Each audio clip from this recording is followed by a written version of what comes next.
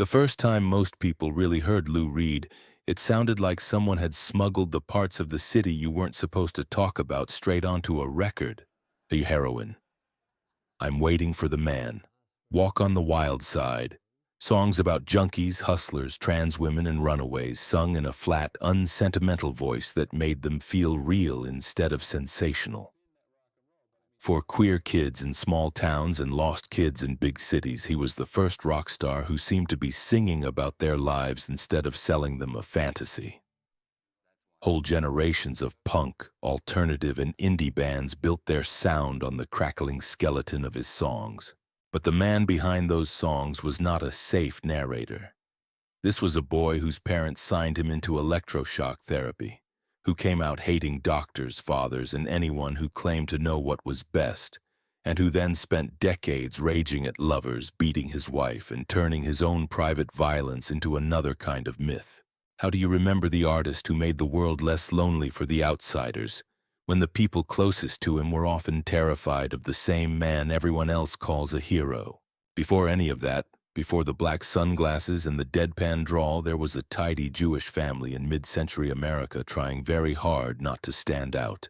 His grandparents had crossed the Atlantic to escape anti-Semitic violence in the Russian Empire.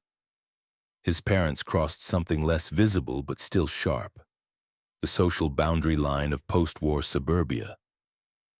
They changed the family name from Rabinowitz to Reed, an act of linguistic plastic surgery meant to smooth their way into PTA meetings, job interviews, dinner parties where nobody wanted to feel reminded of pogroms or foreign accents. They bought a house in Freeport, Long Island. Modest lawn, tree out front, the American flag on school days. On paper, this was the safety their own parents had never known. The family photographs from those years look almost aggressively normal. Collared shirts, pressed skirts, a son whose smile is the right shape for the Kodak ads tucked into the Sunday paper. Inside that house, though, lived a child who did not feel safe at all. Lewis Allen Reed was anxious almost from the start. He worried about everything. School, his body, his thoughts, the way people looked at him, the way they might look at him tomorrow. The words we use now, panic attacks, depression, dissociation, were not yet in common circulation. What his parents saw was a son who could be bright and charming one moment and unreachable the next, a boy who stayed in his room with the door half shut, who seemed terrified of the world and then suddenly reckless inside it. Sometimes he would go completely silent at family gatherings, staring at the table while adults tried to coax him back into small talk. Sometimes he would explode, shouting, slamming doors, turning the safe little house into a place where everyone measured their sentences. To parents who had invested so heavily in stability, this didn't read as illness. It read as a threat to everything they'd bled to build. What he discovered alone in that bedroom was radio. Late at night, the little speaker brought in sounds from somewhere else. Doo-wop harmonies floating over cheap microphones, black DJs talking fast and joking, the first shock of electric guitars cutting through static. R&B, early rock and roll, teenage heartbreak songs sung by people whose lives were clearly not tidy at all. They sang about lust, humiliation, jealousy. The thrill of doing what everyone told you not to do. To a kid who already felt wrong, that wrongness sounded like home.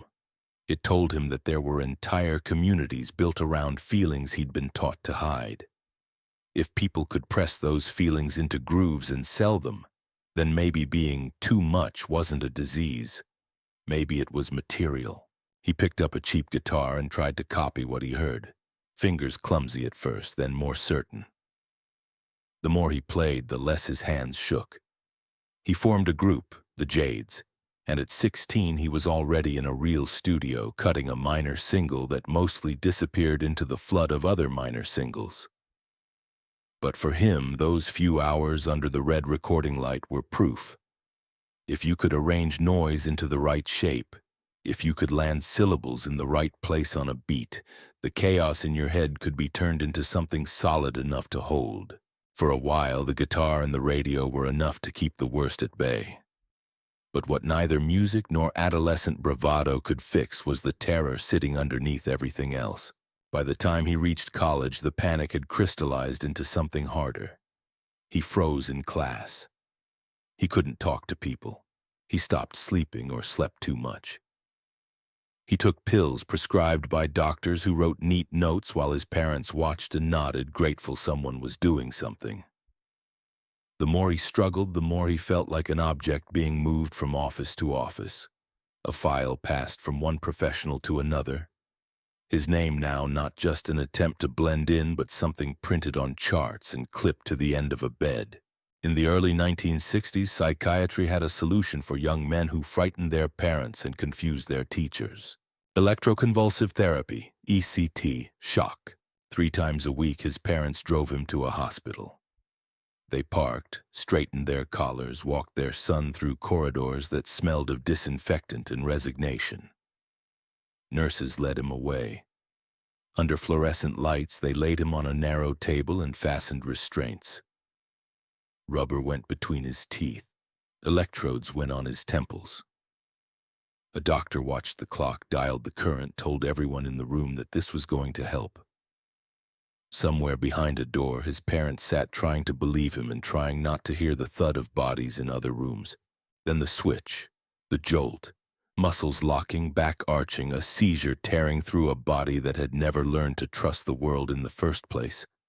A white flash in the brain followed by black. When he woke up, there were gaps where parts of himself had been. He would reach for a word and find static. He would look at his own parents and see strangers for a moment before their faces snapped back into place. Headaches like punishment. A sense that something had been erased but not replaced, as if the machine had deleted entire corridors of thought but left the doors hanging open. Later, Lou would insist that at least part of the motivation was to cure what his parents and their doctors read as deviant sexuality. His desire for men, his lack of interest in becoming the kind of husband they imagined. His sister would counter that he was severely depressed and out of control. That ECT was, in that era, the last resort available. The truth probably lies in a mixture of fear and ignorance that no family biography can untangle. Parents who had fled one form of persecution had, without meaning to, signed their son up for another that came with white coats and consent forms. But to the boy on the table, none of that nuance mattered. What he learned was that when he was most himself, adults would literally put electricity through his brain to make it stop. He did not forgive that. He did not forget the fluorescent lights or the taste of rubber in his mouth, the way he shook afterwards, the way nurses spoke about him in the third person as if he were already gone. Years later, "Kill Your Sons" would lay it out in a bitter, almost jaunty melody. The pills, the hospital, the shocks, the cold professionalism of people who believed that pain and compliance were the same thing as healing. The song isn't a document. It's an indictment, a lawsuit in 3 chords. But even that indictment is missing one detail. It doesn't describe what happens when a kid learns that power is something you use on bodies, not just something that happens to you. Once you've been the one strapped down, there's a twisted kind of safety in becoming the one who decides when someone else flinches. At Syracuse University, he found another kind of shock. This one came not from a machine, but from a man at the front of a classroom. Delmore Schwartz was a poet, a critic, a man whose early genius had already curdled into paranoia and alcoholism by the time Lou met him. He taught literature like it mattered more than law or medicine. He would walk into the room with a stack of books and talk about stories as if they were X-rays of the soul, tools for seeing through bone and skin into whatever was broken underneath. He believed that simple words could carry unbearable weight, that you didn't need flowers and sunsets when you had tenement hallways and failed marriages and the stubborn, ugly hope that people wake up with anyway. For Lou, Delmore was the first grown man who seemed more interested in his sentences than in his symptoms. He submitted stories and poems. Sometimes Delmore tore them apart so thoroughly it felt like another kind of shock treatment. Sometimes he circled a line and said, "There, that's real." Either way, he took Lou seriously as a mind, not a medical problem. Someone was finally saying, "Your thoughts are not just a list of things to be corrected, they are material." At the same time, Syracuse was where Lou's experiments with chemicals turned from dabbling into habit.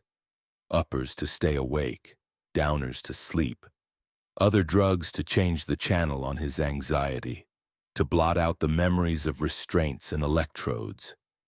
He played in campus bands, wrote more than he turned in, hung around in the edges of scenes where people talked about jazz and beat poetry and politics as if they were all part of the same dark, thrilling conversation.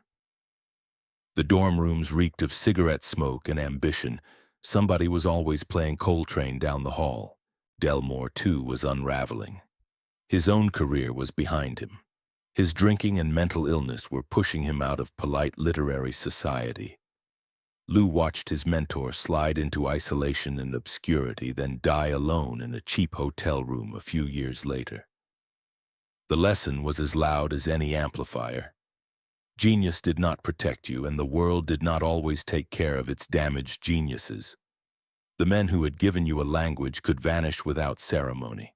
If you wanted your work to survive, you had to force it into the world yourself. If you wanted your voice heard, you had to push past the people trying to medicate you into silence.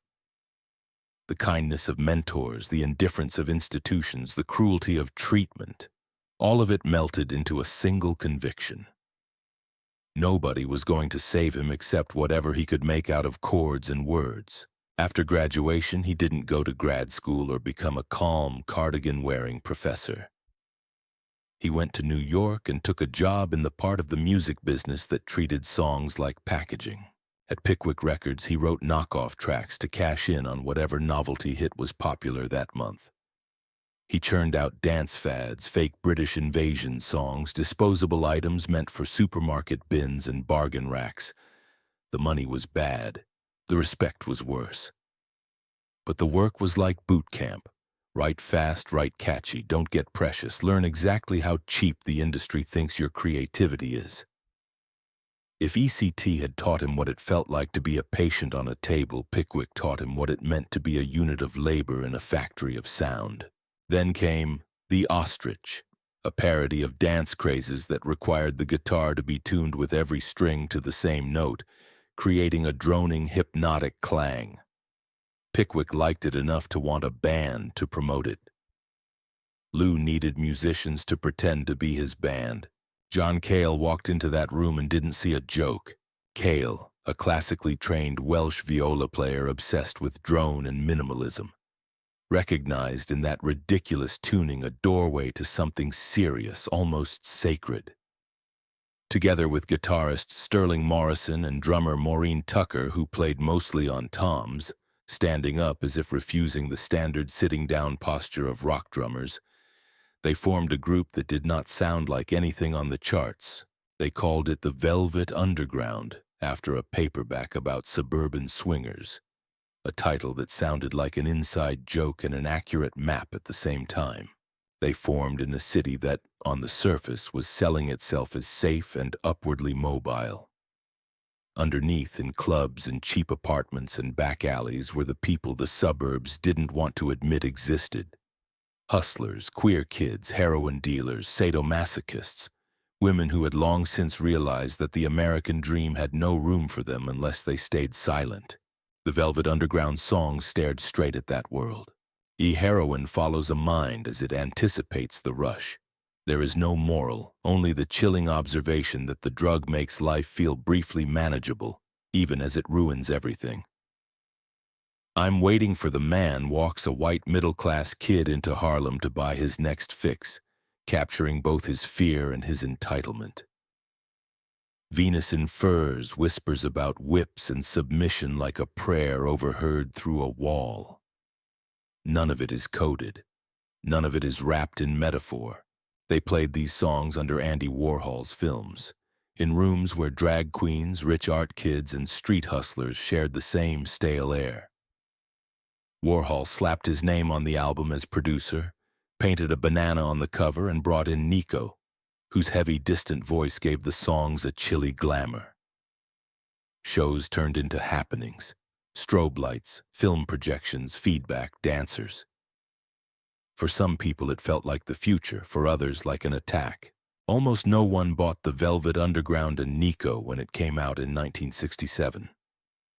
It scraped the charts and vanished. But the few people who did buy it heard something that didn't exist anywhere else. The sound of a city telling its own secrets. The legend grew later that almost every kid who bought that record went out and started a band. It's an exaggeration, but only just. In those years, Lou Reed seemed to be doing what no one had done for the people on the margins. He was writing them into the story, not as metaphors or jokes, but as actual human beings. There was compassion in that flat voice, even when it was cruel. There was recognition. The way he let characters speak without interruption, without commentary, as if the act of showing them was already an act of resistance. Inside the band, though, the same tension that powered the songs was tearing everything apart. Reed and Cale clashed over volume, over who controlled the vision, over how far into noise or delicacy they should go. Warhol grew tired of being blamed for the band's commercial failure. They grew tired of being framed as his project. Nico drifted away, then wrote her own bitter songs about that era. They made more records. White Light, White Heat was a blur of distortion and speed. The self-titled third album was surprisingly gentle, full of ballads and fragile confession, as if someone had turned the volume down just long enough to hear the heartbeat under the feedback. Loaded tried to be almost radio-friendly with songs like Sweet Jane and Rock and Roll that, in another life, might have been crowd-pleasers from the start. Then, in 1970, Lou Reed walked away from the group he'd built and from the world it moved in. He went back to Long Island and sat behind a desk in his father's accounting firm, typing memos and filing paperwork for $40 a week. The same hands that had dragged noise out of guitars now fed paper into a typewriter. It's a small, almost comical image, the writer of Sister Ray making photocopies. But it captures something crucial about him. Lou Reed was capable of abrupt, total withdrawal, of slamming the door on one version of himself and pretending to be someone else entirely. At least until the pressure built up again and demanded an outlet that didn't fit inside an office. The pressure did what it always did. It pushed him back into the studio. His first solo album barely registered, a half step away from Velvet Underground outtakes released into a market that didn't quite know why it should care. The second changed everything, or at least it made the rest of the world finally realize what had been happening in New York for a decade. Transformer is glitter strapped onto street corners. Produced by David Bowie and Mick Ronson, it bathes Lou's deadpan New York stories in English glam light. The riffs are bright, the chorus is sticky, the arrangements full of horns and choirs and flourishes that would have sounded ridiculous around anyone else's voice. Here they frame it like neon around a dive bar sign. And then Walk on the Wild Side happens. On the surface, it's a lazy, almost cheerful walk through the city. Do-do-do backing vocals, a sax solo that sounds like late-night television. Underneath, it's a roll call of Warhol's queer and trans superstars. Holly Woodlawn leaves Miami, hitches north, and does what she has to do to survive. Candy Darling shaves her legs and merges into herself. Little Joe hustles on the streets. Names that had only echoed in underground galleries and downtown bars were suddenly floating out of car radios in Ohio and Kansas. Lou doesn't mock them. He doesn't explain them to straight listeners. He just reports. The song slipped past censors who either didn't understand what certain phrases meant or chose to pretend they didn't. Suddenly, Middle America was tapping its foot to a tour of a world it had spent decades pretending did not exist. For queer listeners, for kids who felt wrong in their skin or their town, this was a shock almost as powerful as the one Lou had received in the hospital. But this time it was liberating. Someone on the radio was calmly saying, These people are real, they are here. This is what they do, and the song keeps moving. The world does not end when you mention them out loud. It was like hearing a door click open in the wall of a room you didn't realize had an exit. The industry saw something else, a market. Walk on the Wild Side proved Lou Reed could be profitable. He did the TV shows, the interviews, the photos. He posed in feather boas and sunglasses, let himself be packaged as the latest glamorous degenerate. He played the game, but badly, snarling at journalists, baiting them, testing how much rudeness the label would tolerate in exchange for sales. He wanted the reach without the obedience. When he followed Transformer with Berlin, he seemed almost determined to punish anyone who thought he was about to become a safe, repeatable product. Berlin is a concept album about a couple sinking into addiction, violence, and despair. Children are taken away. A woman kills herself. The arrangements are lush, almost theatrical, the subject matter brutal. There is no redemption, no lesson at the end, just a slow descent into a domestic hell that sounds uncomfortably plausible. Scenes of screaming, broken glass, kids crying behind doors. Critics hated it. Some listeners adored it in secret, recognizing in its suffocating rooms the kind of relationships the love songs on the radio never described. Lou did what he often did in the face of backlash. He doubled down, telling interviewers that if people wanted happy endings, they could go listen to someone else. He seemed to take a perverse pleasure in making himself hard to love. In his real life, the patterns he wrote about were playing out with less art and more chaos. With his first wife, Betty Kronstadt, he drank heavily, took drugs, swung between charm and cruelty. She has described coming home to find the furniture smashed, the dog terrified, Lou in a rage. She has talked about being hit, about one night on a moving train when he pushed her so hard she nearly went out of the door. The line between performance and private life blurred. The man who screamed about violence on stage was practicing it in kitchens and train compartments. The kid whose brain had been used as an experimental site by respectable men now found himself on the other side of that dynamic, deciding when to inflict fear on someone literally within his reach. In public, he was the laureate of the dispossessed. In private, he was often the kind of man his own songs would have warned you about. In the mid-70s, he made that hostility part of the show. He dyed his hair, caked his face in makeup, played with a microphone stand like a weapon. He baited crowds, insulted them, tested how far he could go before they turned on him. Interviews became gladiatorial matches. He would sit in sunglasses, answering in monosyllables or turning questions back on the interviewer with open contempt. Somewhere between a serious avant-garde impulse and a very expensive tantrum, he recorded Metal Machine music. 4 sides of howling feedback marketed like a rock album.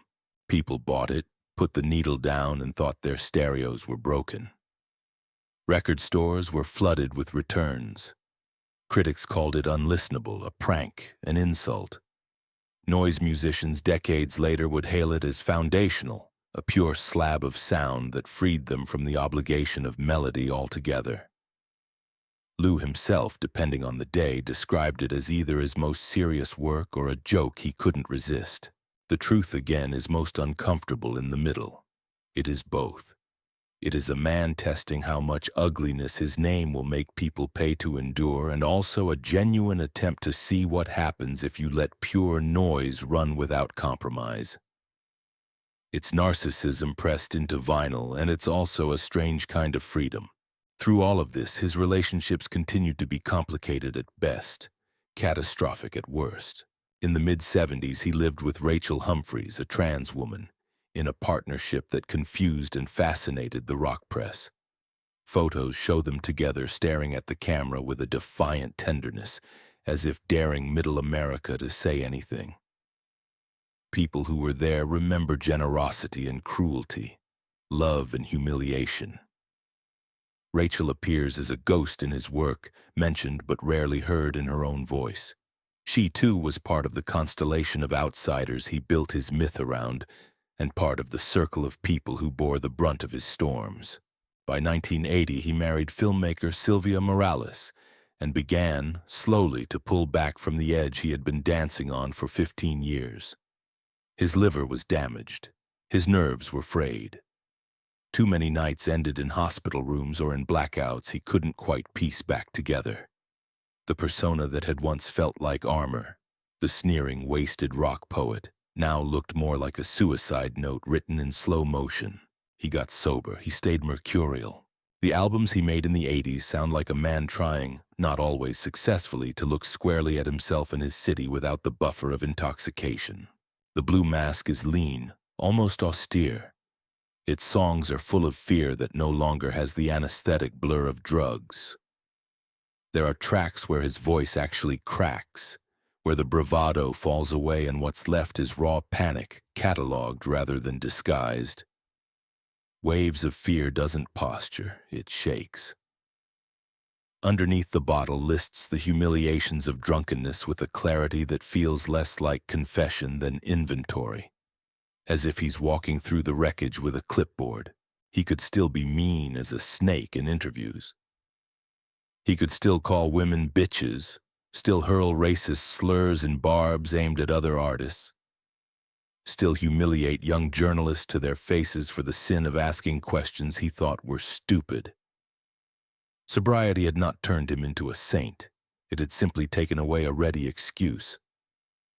The damage he did in that period can't be written off as the drugs talking. It was him. On New Sensations, he flirted with something almost like optimism, writing about riding motorbikes and feeling almost okay.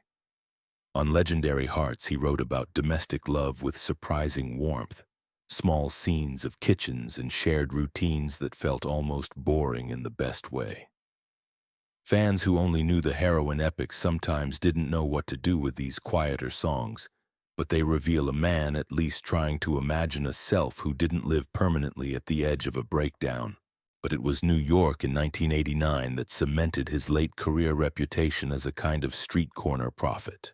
New York is essentially a set of dispatches from a city being strangled by AIDS, by crack, by corrupt politicians, by religious hucksters.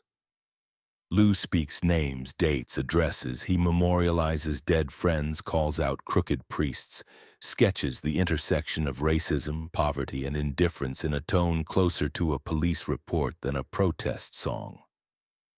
The arrangements are mostly simple. The complexity is all in the words, in the way he can make a single line of dialogue carry an entire social structure on its back. He had always written about outsiders. Now he was writing about the system itself, in sentences that sounded like they could be read aloud at a city council meeting if anyone had the guts. The man who once wrote about shooting up in stairwells was now tracing the chain of decisions that created those stairwells and abandoned the people in them. When Andy Warhol died after what should have been routine surgery, Lou and John Cale reunited to make songs for Drella, a portrait of the man who had both exploited and protected them. The songs are full of love, resentment, gratitude, and guilt, often in the same verse. They talk to Andy, about Andy, around Andy. They apologize and accuse in the same breath. They are also, in their own way, a rehearsal for how people would later talk about Lou. How do you mourn someone whose injuries to you are bound up with the gifts they gave you? In the 90s, as his contemporaries died off one by one from overdose, illness, or sheer bad luck, he kept going. He made Magic and Loss, an album about cancer and grief that sounds like a man walking through a hospital corridor, touching each door and remembering who used to be behind it. He played benefits, collaborated with poets, photographers, experimental musicians. He turned up in unexpected places, on spoken word compilations in galleries, backstage at festivals, still prickly, still smart, still unwilling to play the charming elder statesman. He met Laurie Anderson, an artist whose own work blurred the lines between music, performance, storytelling, and technology. With Laurie, the edges softened. Friends remember two brilliant, stubborn people who could argue for hours about a single phrase. then spend the evening cooking for each other. They toured together, made a joint album, walked their dog through New York streets where Lou had once staggered home alone. She brought a kind of gentle absurdity into his life. He brought his sharpness into hers. They were improbably tender. He also discovered Tai Chi. What might have been a passing interest for someone else became, for Lou Reed, a daily discipline. He threw himself into it the way he had thrown himself into heroin, feedback, Warhol, sobriety.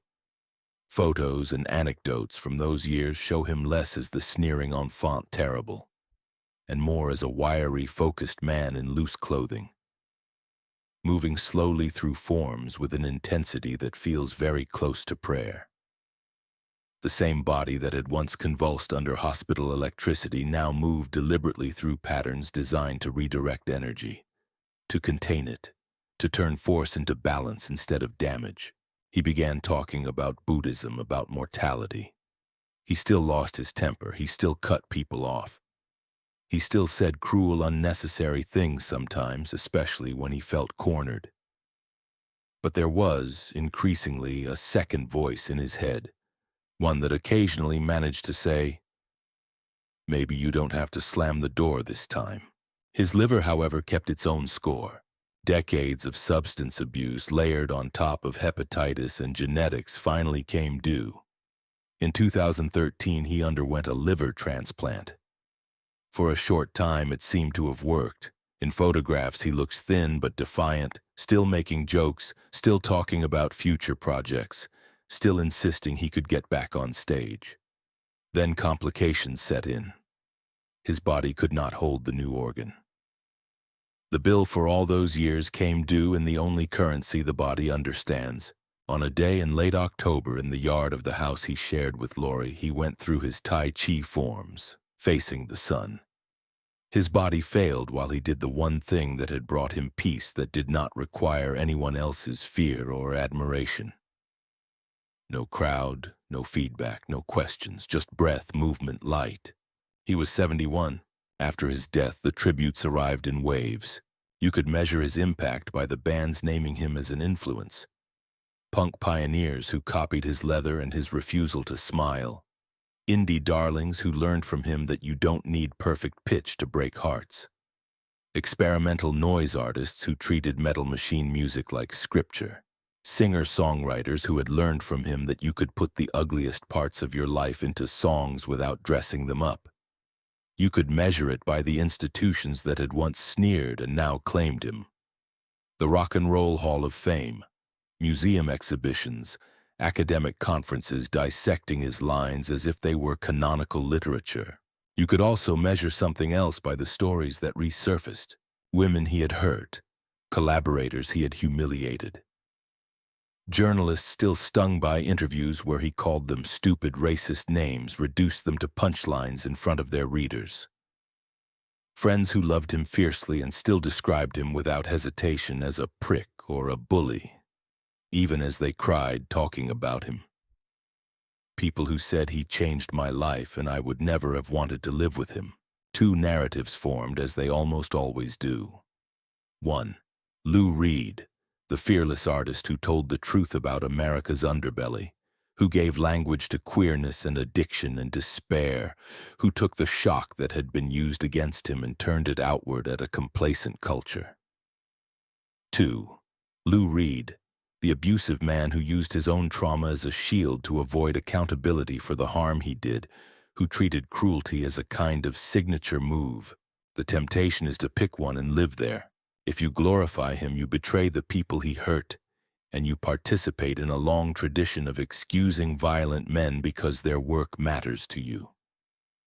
If you dismiss him completely, you erase the real comfort and recognition his songs brought to people who had nothing else. And you flatten history into a morality play where complicated men simply cease to exist. The harder, more honest place is in between, where both things are true and neither cancels the other. It's a place with no clean hashtags, no tidy moral of the story, just the uncomfortable fact that some of the art that saves us comes from people we would never trust with our own secrets. Because the fact remains, For a queer teenager in a hostile town, hearing "Walk on the Wild Side" on the radio was a signal flare. For a closeted kid who felt like a medical problem, hearing a song like "Heroin" or "Satellite of Love" or "Perfect Day" could be the first time they felt seen instead of diagnosed. For musicians who didn't fit the polished, virtuosic mold of 70s rock, the Velvet Underground proved you could build a career out of 3 chords, a stubborn attitude, and the courage to write about what everyone else pretended not to notice. At the same time, for Betty Kronstadt on that train, for Rachel Humphreys in that apartment, for the people whose names don't appear in biographies, Lou Reed was not a liberator. He was the man shouting, the man pushing, the man whose moods turned rooms into minefields. For them, the sound of his key in the lock didn't mean catharsis, it meant bracing for impact. The boy strapped to the shock table grew up to write songs that opened doors for a lot of people like him. He also grew up to slam doors in other people's faces, sometimes literally. The same mind that rejected the authority of doctors, fathers, and priests claimed its own authority too aggressively at home, on stage, in interviews. The electricity that once ripped through his body as punishment became feedback on his records, glare in his voice, the thrill fans felt when he sneered at a world that had once tried to tame him, and the chill some people felt when that same sneer turned in their direction. So what do we do with him now?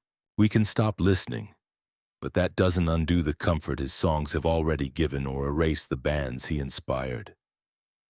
We can keep listening and shrug off the rest, but that comes at the cost of ignoring the people who never had the luxury of experiencing him only through speakers and headphones. We can pretend this is just about one difficult man, rather than about all the ways we've built our culture around work that came out of damaged rooms. Or we can accept that some legacies are, by their nature, unresolved.